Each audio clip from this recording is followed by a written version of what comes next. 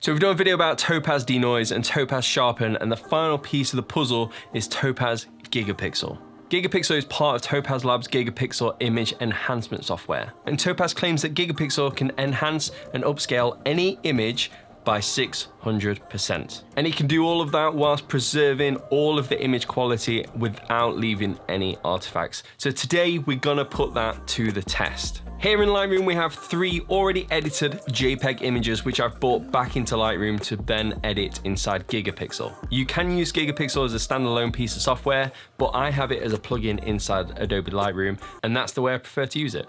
So here we have 3 images, the first one being a DJI Mavic Air 2 photo, which is 3 photos stitched together top, middle, and bottom, making it around about 36 megapixels. The next one is from a Sony a7 III, being 24 megapixels, and finally the third one, with a lot of detail due to the fur on the deer, is from the Sony a7S III and 12 megapixels. If you've watched my video about the Sony a7S III and how big you can actually print on a Sony a7S III as a full-scale print, then you'll know that you can only print around about 15 inches wide or tall, depending on whether you're shooting in portrait or landscape. So this is where Gigapixel can really help you, because you should be able to upscale them images and be able to print them technically 6 times larger than what they originally were. So we're going to start off with the first image, which is this DJI Mavic Air 2 image, and we're going to right click on the image in the film roll, go up to editing, and then Topaz Gigapixel AI and let that load. So once Gigapixel is loaded, it will look very similar to the Topaz sharpen and Topaz denoise, the same kind of layout. So down the right hand side you have all your preferences, so you can choose which resize mode you want,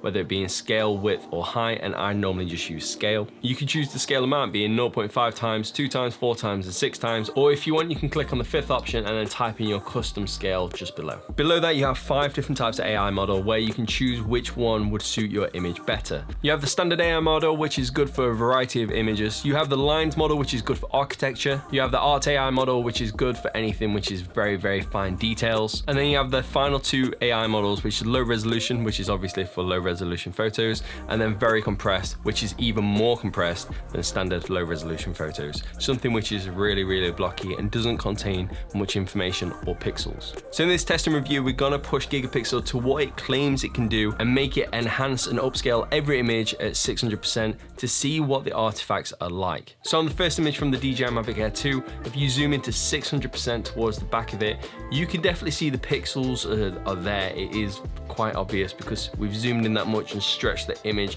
or each pixel over a number of pixels across the computer screen. So then if we go over to the other image and then zoom out a fraction, because 800% of the other image will be a lot more than 800% in relative terms, I guess you could say, it actually does look a lot smoother than it did on the previous photo in terms of pixels. So here in comparison view, you have the original on the left hand side and the new version, which has gone through Gigapixel, on the right hand side. And you can tell straight away that it's actually smoothed out a hell of a lot of the pixels. The only time you get artifacts on this seems to be around certain parts of the image when it doesn't really know what to fill it in with, such as around the edge of the water. The most likely reason for that, without actually knowing in depth of how Gigapixel works, I'm guessing it takes information from the pixel's nearest neighbor and kind of goes in between. But obviously if you've got a lot of different shades and colors going off in pixels all next to each other, that's where you start to develop artifacts. It's very similar to how bicubic and various other algorithms inside Photoshop works by the looks of it. So moving on to the second image, again, I think it's done an okay job. You seem to get a little bit of fringing around the edges of certain things, such as like, you know, on top of the head. It can't seem to work out what is right and what's wrong and what it should be and what it shouldn't be. But obviously this is pushing it to 600% of what it should be. So therefore you're working with a massive, massive file, a lot bigger than what you'd probably actually want to print.